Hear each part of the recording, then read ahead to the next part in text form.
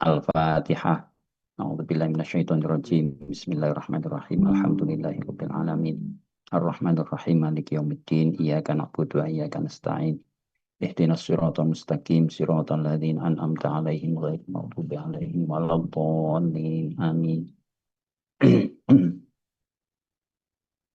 Bismillahirrahmanirrahim.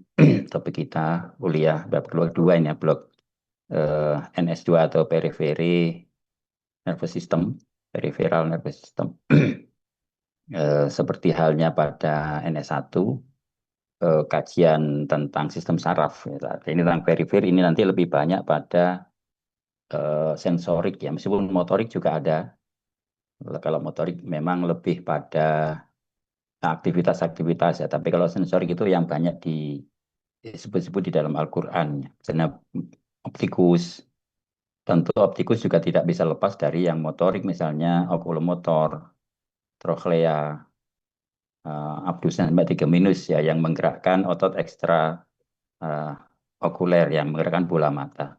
Tapi fungsi visusnya atau fungsi visualnya nervus sensorik, yaitu saraf kedua. Begitu pula olfaktori. Olfaktori mungkin tidak begitu banyak dalam kajian Islam ya. Yang banyak itu mata, kemudian telinga, lalu saraf-saraf perifer yang ada di permukaan kulit ya. Yang motorik tentu aktivitas kaki, tangan, lidah atau mulut itu sih. Yang hampir semua saraf-saraf yang menginervasi sistem-sistem sensorik, itu yang berpusat pada saraf pusat, itu kalau Islam lebih menyorot pada fungsi ya, fungsi fisiologinya. Nah, kalau kita perhatikan neurologi dalam Al-Quran, maka secara fungsional ada dua tadi saya katakan, ada aferen dan ada eferen. Jadi sensorik dan motorik. Nah, organ-organ sensor, misalnya hidung, mata, telinga, lidah, kulit. Bahkan lidah ini juga dua fungsi ya, di samping sensorik, fungsi pengecap, itu saraf ke-7 dan 9, tapi juga ada fungsi bicara. Gitu. Nah, motoriknya saraf 9. Jadi untuk gerakan lidah, juga 7 mungkin ya, jadi fasial itu juga sebagian, tapi lebih dominan yang 9. Nah, sedangkan jaringan motoriknya lebih banyak pada otot-otot atau jaringan muskular. Nah, ini juga nanti yang menghasilkan aktivitas, itulah yang lalu ada aturan atau tatanan syariahnya. Nah, di antara organ sensor yang paling banyak atau sering disebut di Quran itu mata dan telinga. Jadi as-sam'a wal absor. Jadi ini contohnya di surat An-Nahl ya. Ini indera paling sering disebut, dan penyebutannya selalu disertai dengan afidah atau al-fuad, nurani atau akal bisa juga ya. Kemampuan menghayati, memahami. Nah, itu as-sama wal absor wal afidah. Di ayat ini Allah jelaskan ketika kamu dilahirkan, jadi Allah mengeluarkan kamu dari perut ibumu, min butuni ummatikum, la ta'lamuna syai'ah. Kamu belum tahu apa-apa. Artinya secara fungsional, organ-organ sensorik itu masih belum fungsional. Baru kemudian bertahap, Allah memberi kemampuan. Jadi waja'ala lakum as-sam'a, yang pertama fungsi pendengaran. Baru wal absor, fungsi penglihatan. Wal afidah, lalu kemampuan berpikir, kemampuan untuk memahami menggunakan organ-organ sensor itu. Ini sebagian mufassir juga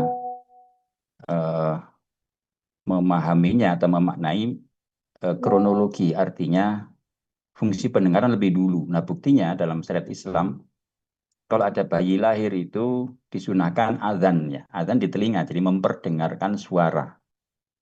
Bahkan ada yang lebih jauh lagi, janin yang masih dalam kandungan itu sebagian ya, ada beberapa hadis Nabi disyariatkan untuk diperdengarkan suara Al-Quran. Bapak sudah mendengar dia di perut.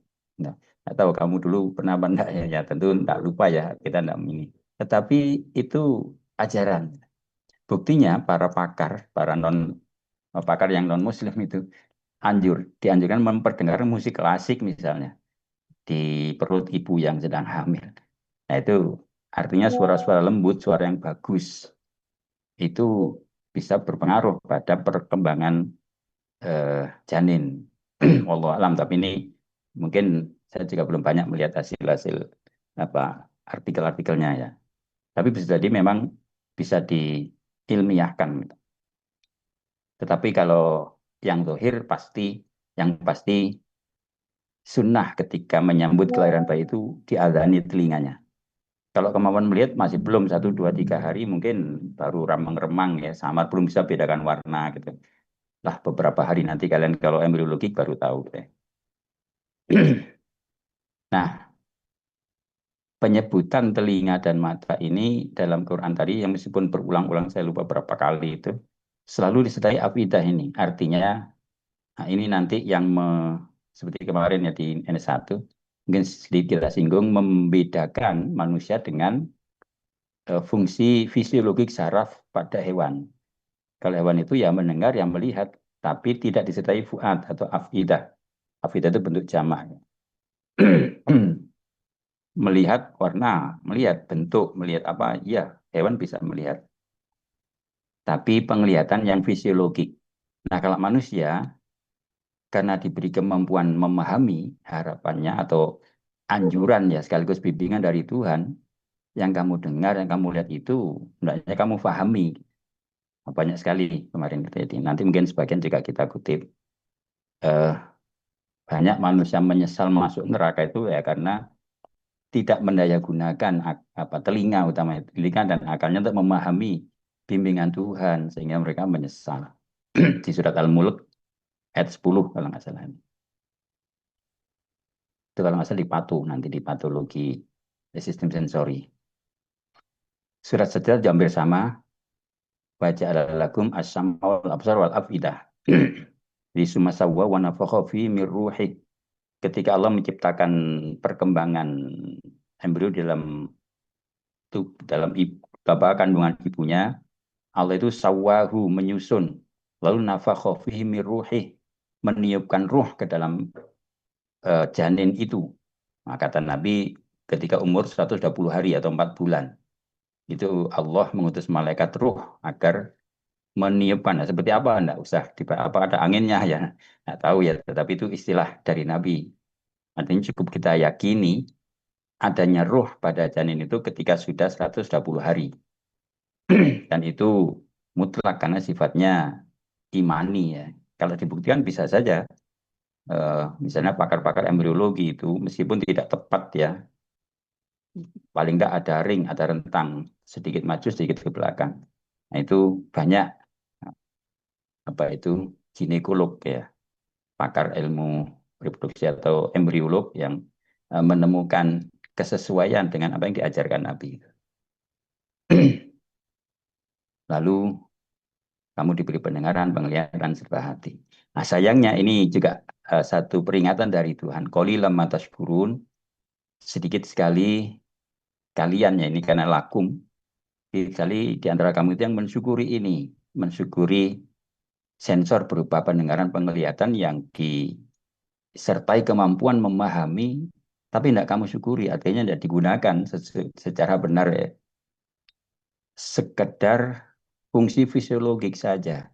Padahal banyak nilai-nilai.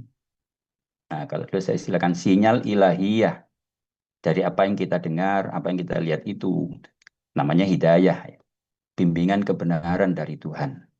Nah, itu hanya bisa dipahami kalau fungsi-fungsi organ ini kita sertai kemampuan memahami tadi.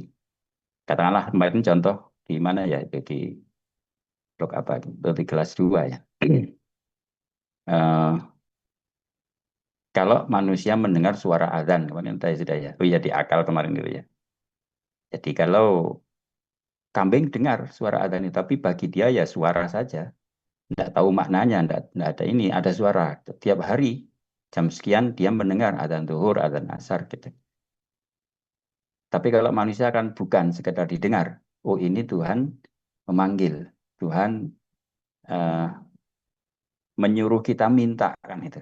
Kamu minta apa silakan datang ke rumah kami itu. Nah itu namanya pemahaman. Jadi kalau suaranya hewan pun mendengar suara itu. Tetapi memahami sebagai sinyal ilahiyah hanya manusia yang diberi ulal karena diberi afidah atau fuad ini. Nah itu makanya jangan hanya difungsikan secara fisiologik, tapi sertai dengan pemahaman-pemahaman itu. Nah, memfungsikan organ sensorik ini dengan pemahaman itu disebut mensyukuri. Jadi kalau di sini dan sayang banyak yang tidak mensyukuri itu tadi sebatas fisiologis saja. Azan ya sengat azan aja sih enggak ano. Kemarin juga azan, nanti juga azan lagi gitu. Itu kan seperti kambing. Nah, tentu kalau manusia enggak, itu maksudnya. Jadi itu kenapa ada afidah. Oh ya ini penjelasan tadi ya. Jadi penyebutan ini menunjukkan instrumen utama menangkap sinyal ilahiyah. Nah, kita tahu di agama dua nanti ya, biasanya disampaikan itu ada 5 macam hidayah dari Allah yang diberikan kepada makhluknya ini secara keseluruhan, termasuk hewan. Ada yang paling rendah itu namanya hidayatul ilham, itu insting. Kalau kita itu ya insting atau respon biasanya berupa refleks gitu ya, itu ilham.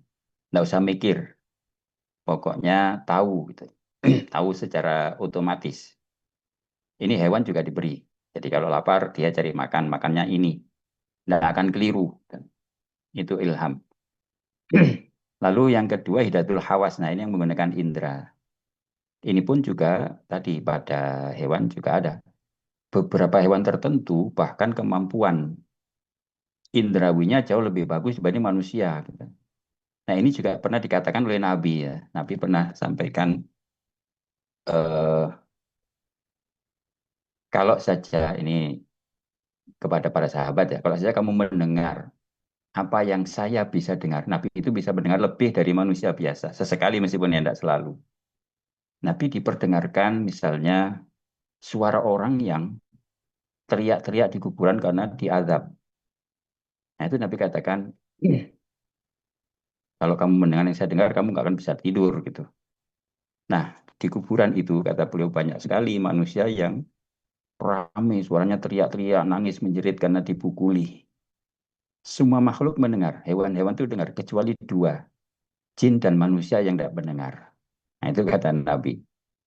Nah bisa jadi memang kalau secara fisiologik ya kemarin apa ambang kemampuan pendengaran kita kan dibatasi mulai 20 sampai 20.000 Hz namanya ya. Hertz itu frekuensi gelombang suaranya. Kurang dari 20 kita tidak dengar, tapi hewan mungkin dengar. Misalnya kita tahu para ilmuwan ya, eh, hewan-hewan itu berkomunikasi. Semut misalnya kan komunikasi itu mungkin dengan suara tertentu yang kita tidak, tapi dia loh apa punya telinga wallahu alam dengan cara lain ya. Atau misalnya ini hewan laut ya, ikan itu kan diketahui paus, biasanya itu ternyata bisa komunikasi. Kita mungkin hanya dengar suara bau mendengung gitu ya di sonar biasanya itu di kapal-kapal itu. Nah, tapi mereka yaitu komunikasinya meskipun gelombang suaranya lewat air. Nah, bisa jadi lebih kuat itu dibanding yang di udara ya. Karena kepekatan lebih tinggi. Bisa jadi di atas 20 Hz itu. Bisa jadi untuk wallahu alam saya tidak paham itu. Nah, inilah kalau hidayatul hawas itu kalau hewan kadang-kadang bahkan bisa lebih. Tapi sebatas tadi, sebatas fisiologi. Nah, baru pada manusia diberi akal ini. Nah, kalau akal ini hewan tidak ada. Jadi kemampuan memahami dengan logika, dengan rasio, bahkan dengan hati ya, dengan memahami, dengan penghayatan. Itu hanya ada pada manusia. Itulah maka fungsionalisasi organ ini atau indera secara umum itu hendaknya disertai dengan akal itu. Ada lagi hidayat ad-din, hidayah agama, berupa bimbingan kebenaran atau syariah ini syariat agama ajaran yang diturunkan oleh Allah ada perintah ada larangan ini boleh ini tidak boleh itu hidayah ad-din. Nah ini hanya bisa dipahami orang yang oleh makhluk yang punya akal kan makanya kalau hewan kan nggak ada agamanya ya kadang-kadang manusia itu agak ngawur ya jadi hewan diagamakan itu tidak ada hewan itu tidak ada agamanya. Nah, tapi bagi manusia ada hewan najis, ada hewan ini. Itu bagi manusia. Hewannya sendiri enggak ada aturan, enggak ada ini. Karena memang tidak diberi akal. Nah, ini kenapa Allah menyebut ini paling banyak ya, tentunya nanti organ lain juga. As-samaul absor itu dengan afidah. Nah, juga kulit ini juga banyak disebut nanti di neurosensor 2 juga banyak kita kaji ini ya. Saraf-saraf spinalis kalau pada kulit itu namanya dermatom ya, mungkin sudah kalian pelajari. Dermatom itu area-area atau peta sensor yang ada di kulit kita ini bisa merasakan dingin, panas, tajam, kasar, halus itu kan ada di kulit ini. Itu saraf-saraf spinalis dari pusatnya ya, yang kemudian ke perifer sampai ke bukan permukaan di bawah ya, di bawah kulit di bagian dermisnya. Nah, itu bisa menerima stimulasi atau rangsang tertentu tadi itu. Nah, kulit ini juga banyak disebut di Quran sebagai organ sensor yang cukup banyak. Jadi misalnya dikatakan sebagai sensor peraba dan perespon sinyal ilahiyah. Juga ada mempertanggungjawabkan fungsi dan perannya. Jadi tentu kita wajib nanti ya penyebutan bersama dengan mata dan telinga juga dan hati. Jadi ada juga nanti mungkin ayatnya kita kutip ini Az-Zumar ayat 23 ya. Taksyairu minu juludul ladina yakhshawna rabbahum. Summa talinu juludum diulang lagi wa qulubuhum ila dzikrillah. Dzalika Allah yati bima yasha wa man falam hadi. Tapi ini tidak dengan mata. Tapi kulit juga disebut dengan kulub ya. Allah pakai istilah kolbun atau kulubun di sini. Jadi Allah sebutkan Allah lah yang menurunkan al-hadis, informasi, cerita, kitabam mutasyabiham masani, berupa kitab yang banyak mirip-mirip kalimatnya itu dan masani diulang-ulang. Quran ini kan banyak sekali ya kalimat yang berulang-ulang. Misalnya kalimat Ar-Rahman, Ar-Rahim itu banyak sekali, ratusan mungkin. Lalu maghfirah. Lalu bahkan kadang-kadang satu ayat misalnya di Ar-Rahman itu kan fabi ayyi ala rabbikum tukadziban itu masania berapa kali itu diulang terus. Nah, ketika mendengar kitab ini, ketika mendengar hadis berupa kitaban mutasyabiha ini, tadi kalau orang itu mendengarnya, tadi tentu fungsi telinganya ya, taksyairu minu julud akan menjadi iksyar itu apa ya, merinding bahasa kita kalau bahasa Jawanya ya. Apa itu? Jadi bergetar atau merinding. Kulit-kulitnya orang yang yakhshawna rabbahum, yang takut pada Tuhannya. Jadi kulit itu merespon, ya, juga merespon sinyal ilahiyah seperti yang tadi telinga dan mata tadi itu. Jadi biasanya orang-orang yang takut kepada Tuhan ketika mendengar ayat-ayat atau kitab Allah, nah kita katalah kita mendengar kalimatul Quran ya, oh, suaranya merdu atau enggak itu hal lain. Merdu mungkin ya berpengaruh, tapi sebenarnya yang lebih berpengaruh justru khosyahnya itu, rasa takutnya pada Allah lebih-lebih lalu faham ya dengan ayat yang dibaca. Misalnya ada ayatul azab, itu biasanya kan terus ya kalau orang-orang yang sangat menghayati biasanya menangis gitu ya. Ayatul azab. Itu biasanya diawali dari taksyairu, kulitnya ini akan merinding. Jadi akan apa ya? Syar itu apa itu? Rambut-rambut kulitnya itu jegrik kalau bahasa apa berdiri ya merinding gitu ya. Jadi ada apa itu strukturnya kan ada otot polos namanya arektor pili yang kalau kontraksi menyebabkan rambut-rambut di kulit itu berdiri. Kalau orang Jawa nyebut jegrik gitu ya. Itu karena kontraksi otot arektor pili yang di kulit itu. Nah, biasanya seperti itu karena tadi mendengar kitab kalimat Allah yang dipahami. Ada peringatan, ada apa misalnya informasi, misalnya nikmat Allah itu begitu banyak. Kok kamu masih tidak bersyukur? Kok masih mengeluh saja misalnya. Nah, itu banyak sekali. Maka kulitnya menjadi iksyar atau juga sumatalinu, biasanya kemudian menjadi lembut kulitnya itu.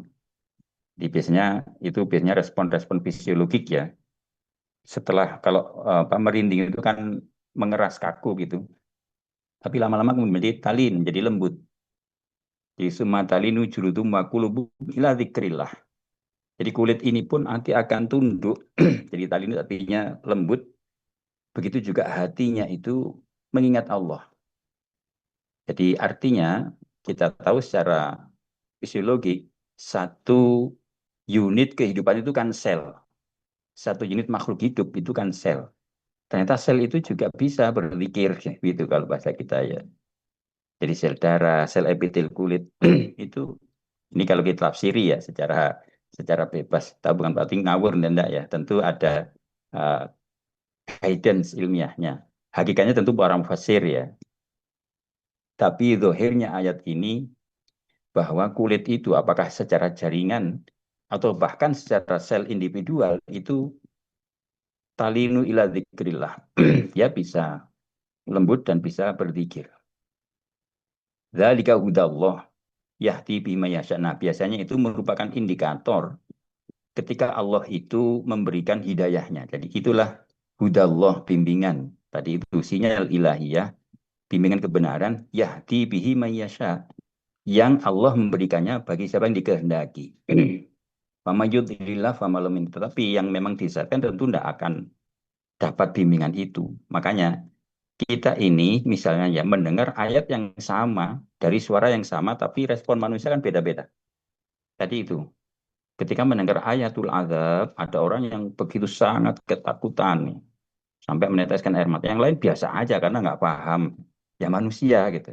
Tapi enggak ya itu berarti yang yudlilillah dia tidak diberi hidayah oleh Allah dengan kalimat itu. Nah bedanya apa tadi? Karena dia mendaya gunakan itu dengan kulub tadi, dengan kolab, dengan afidahnya. Nah itu bedanya. Jadi orang yang beriman kulitnya bergetar atau menggigil mendengar kalam Allah. Kulit itu menjadi lembut dan ditenang saat mengingat Allah. Ini merupakan indikator penerimaan sinyal atau hidayah tadi ya. Jadi orang itu kalau mendengar kalimatul Quran atau kalam ilahiyah pasti akan ada apa impact gitu ya, akan ada rasa bahkan di kulit. Ini kata Allah ya, di kulit. Ada lagi mungkin yang lain itu apa? Idza dzukirallah wajilat qulubuhum. Hatinya akan bergetar, akan rasa ketakutan dan seterusnya itu banyak sekali.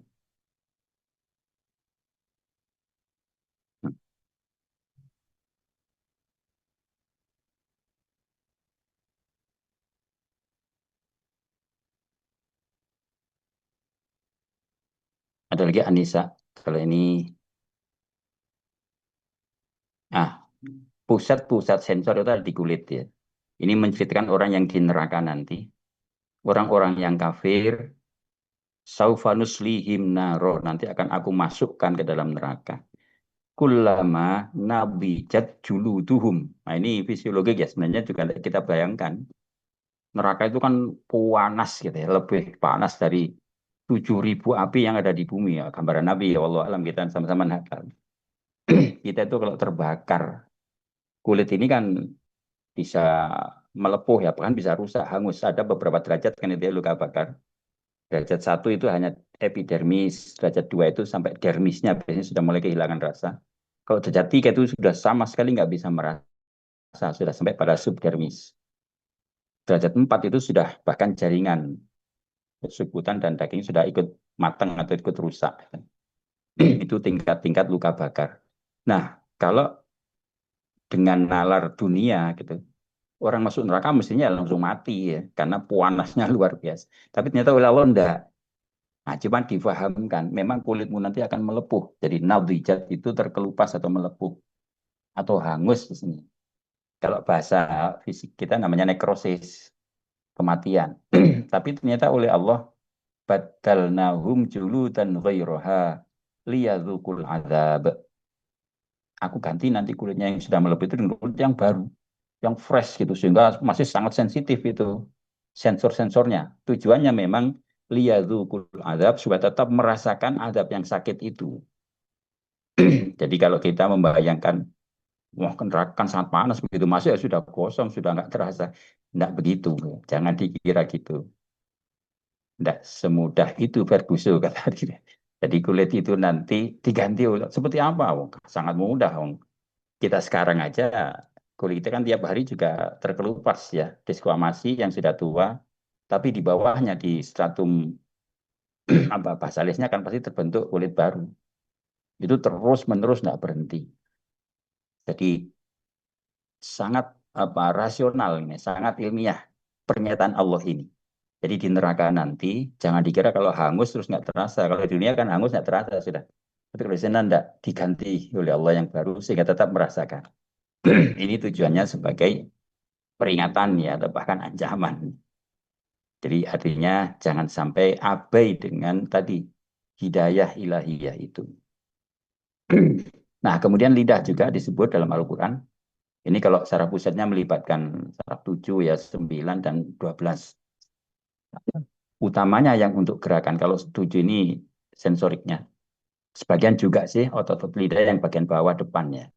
Kalau 9 bagian belakang, kalau 12 ini gerakan-gerakannya. Ini terutama untuk fungsi motorik. Kalau sensoriknya mungkin tidak banyak ya. Ini kata motoriknya ini yang penting. Jadi bicara, jadi fungsi bicara dari lisan atau lidah ini itu yang banyak disebut dalam Al-Quran.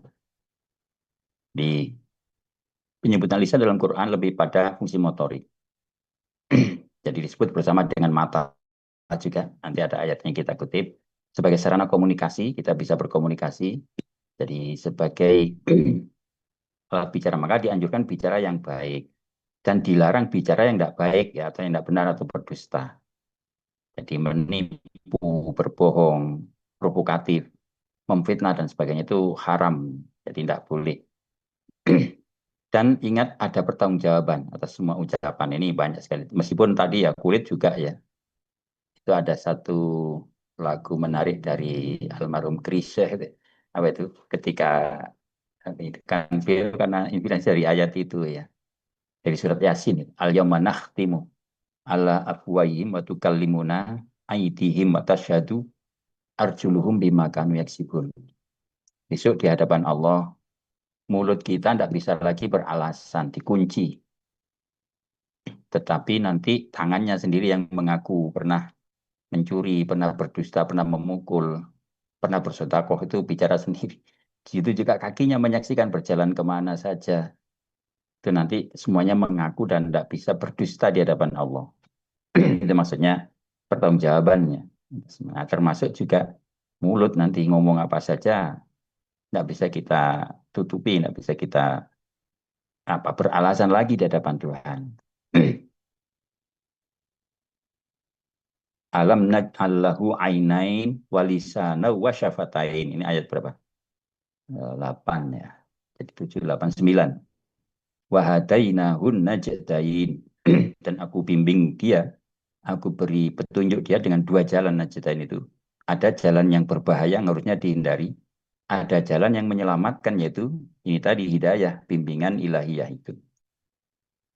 Jadi di ayat 7 alam ayah sabu alam yarahu ahad.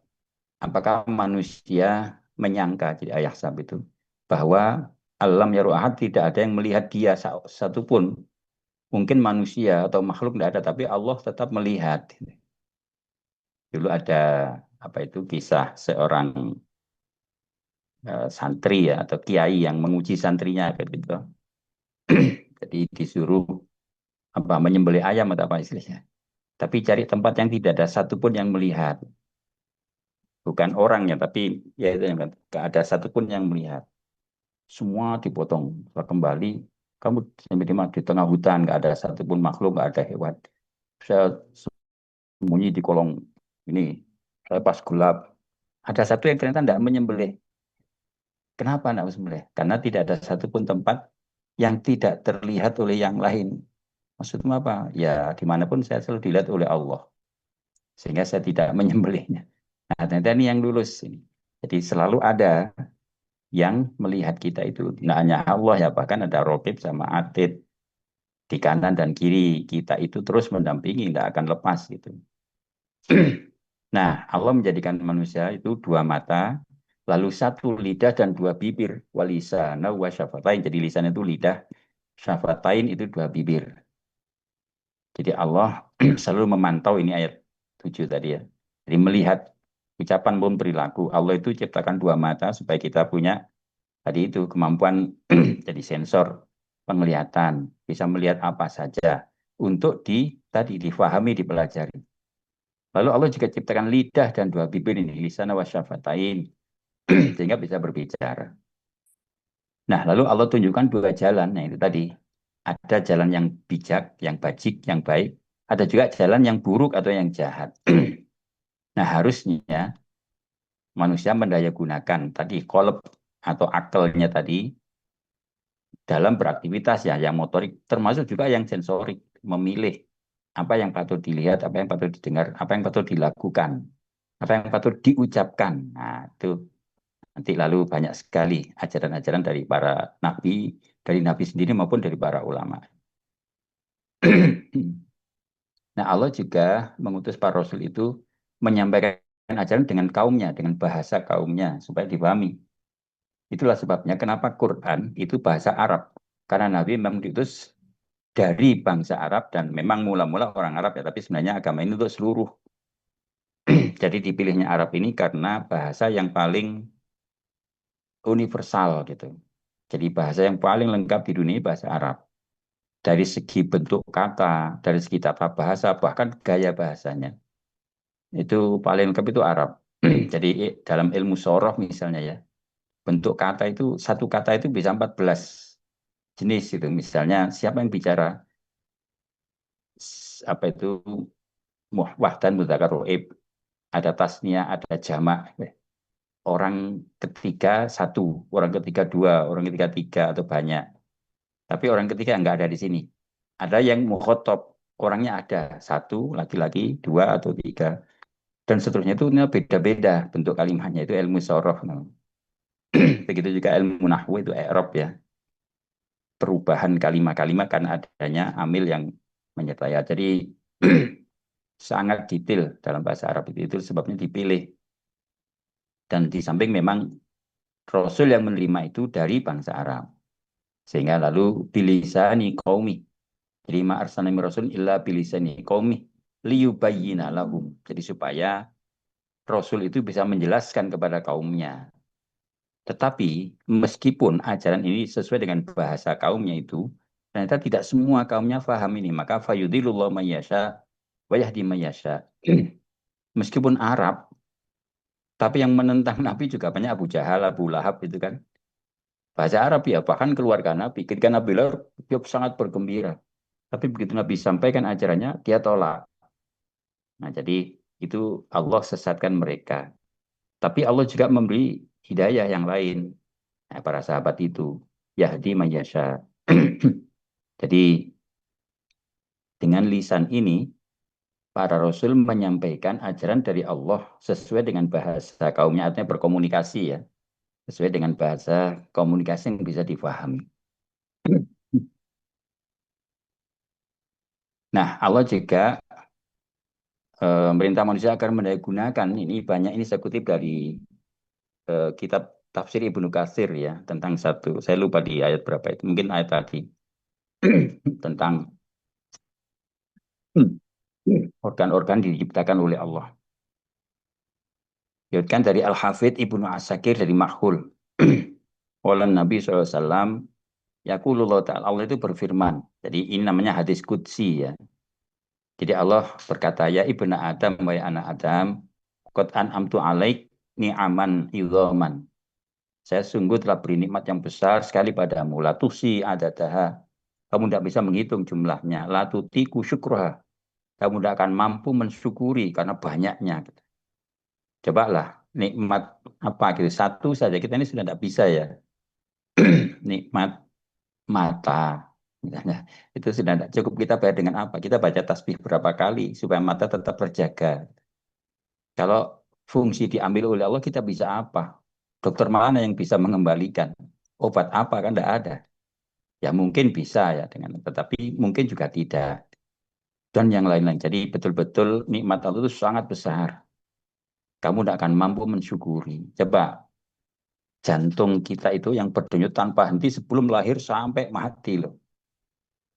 Ngadat 5 menit aja kan sudah kolaps kita ini, sudah nggak hidup. Itu dibuat dengan struktur otot sedemikian rupa dan terus fungsional. Itu tidak bisa kita, maka kata Allah, hendaknya kamu syukuri itu. Jadi sungguh banyak nikmatku. Wa in mimma an'amtu alaik anja'tulaka aina ini. Tanzuru biha. Aku beri kamu 2 mata. Kamu bisa melihat. Ja'altu lahuma ghitoan. Mata itu diberi pelindung, penutup berupa kelopak mata ini ya. Bahkan nggak hanya kelopak, tetapi juga atau palpebra ya. Tapi juga dilengkapi dengan bulu, bulu kelopak mata atau rambut ini untuk menyaring jangan sampai memasukkan kotoran karena ini sangat vital ya. Kalau kemasukan kotoran kan sudah rusak nanti. Bahkan diberi air mata, ada cairan yang selalu lembab gitu, sampai kering gitu. Nanti dokter Aryani akan banyak bicara itu jadi nanti di patologinya gitu. Maka fandur ba'inaik ilama ahlal tulaka. Wa in ra'aita mahram tu alaik fa'at bik fa'udbiku alaihima gitu ini. Saya beri kamu mata, kamu bisa melihat. Saya beri pelindung. Oleh karenanya lihatlah apa yang aku halalkan kata Allah. Fandur bi'ainaik dengan kedua matamu itu ilama ahlal tu yang aku halalkan. Wa in ra'aita mahram tu kalau kau lihat yang aku haramkan fa'udbiku alaihima itu ahuma. Maka kamu bisa saja aku rusak itu matamu itu. Dulu ada cerita apa itu iblis ya. Jadi tapi ini tidak ada kaitannya berbeda tapi terkait dengan mata. Iblis itu datang kepada Nabi Idris alaihissalam.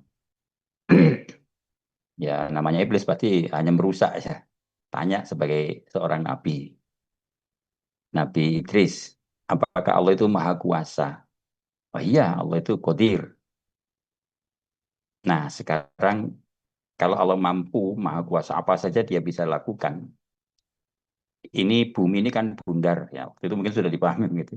Saya juga punya benda yang bentuknya bundar, yaitu cangkang telur. Nggak tahu telur apa, gitu ya, telur ayam atau telur bebek itu sudah diambil isinya, tinggal cangkangnya itu. Ini kan juga agak bundar ini. Nabi Idris, apakah Allah itu mampu atau berkuasa memasukkan bumi ke dalam cangkang telur ini? Ini kan pertanyaan yang nggak bisa dijawab ya. Ya karena iblis memang nggak masuk akal. Jadi jelas bumi sebesar ini dimasukkan ke cangkang telur. Kalau nggak bisa berarti Allah nggak mampu. Berarti bertentangan. Tapi kalau bisa nggak mungkin, memang itu nggak masuk akal. Maka oleh Nabi Idris diculek matanya iblis itu. Jadi itu bukan pertanyaan tapi memang kacauan. Gitu ya. Jadi tidak dijawab tapi ditusuk malah sehingga iblis itu buta sebelah sampai sekarang katanya. Wallahu a'lam. Itu cerita aja. Nah, Allah bisa saja membuat itu gitu. Kalau kamu lihat yang aku haramkan, bisa aku ambil itu kemampuan atau fungsi visus dari mata itu atau fungsi-fungsi yang lain ya. Dan banyak sekali ya bentuk kelainan. Wajah tulaka lisanan ini yang penting juga aku jadikan kamu lidah. Ja'atulaka ghilafan sama. Ada ghilaf itu apa ya? Ya pengatur atau penutupnya ya. Fantuk bima amartuka. Maka bicaralah. Jadi ucapkanlah apa yang aku perintahkan saja. Wa ahlatulak. Dan aku bolehkan. Bicara yang memang boleh. Fa'in uridu alaik maharam tu alaik. Fa'ughliku alaika lisanak. Tapi eh, kalau mengarah kepadamu ya mahram tuh yang aku larang. Jadi apa misalnya? Ya misalnya kita mungkin dipancing ya supaya kita marah lalu kita mengucap kalimat yang Allah tidak bolehkan misalnya mencela, memfitnah atau apapun lah itu ya. Itu namanya mahram tuh alaik. Fa'ughliku alaika lisanak. Aku bisa aja mengunci gitu. Kan sangat mudah ya. Mungkin dibuat kram lidahnya sudah nggak bisa nutup banyak itu. Atau dibuat apa lagi? Bahkan jatulaka farjan, jatulaka sitron. Aku beri kamu kemaluan dan sudah beri tutup. Hasbi bi farjika ma'hal tulak. Maka gunakan kemaluan atau daya gunakan organ reproduksimu itu secara halal kamu itu. Tapi kalau kamu mengarah pada yang haram, fa'ar fa'arhi alaika sitroka, maka aku bongkar itu penutup rasa malumu itu ya, auratmu itu. Ya ibn Adam, la tahmil suhti wala tutiko intikomi. Wahai manusia, sungguh kamu tidak akan mampu menahan murkaku atau menghadapi azab-azab intikom itu azab atau hukuman dari aku. Jadi ini peringatan dari Allah ya, agar kita mendaya gunakan seluruh anugerah ini ya, organ-organ yang apa tadi memfungsikan saraf-saraf periferi kita ini dengan baik dan benar tadi. Oh ya ini terjemahnya tadi ya, terjemahan hadis tadi itu. Jadi ini karena panjang saya sendiri kan. Jadi maksudnya tadi itu ya sudah saya artikan. Nah, oleh karenanya maka penggunaan anugerah Allah secara baik dan benar tadi yang halal itu tadi yang dihalalkan oleh Allah, itulah bukti dari syukur. Tadi kan dikatakan qalilum mataskurun, tapi sayang sedikit sekali kamu yang mensyukuri itu, artinya tidak mendayagunakan organ ini baik sensorik maupun motoriknya itu dengan benar.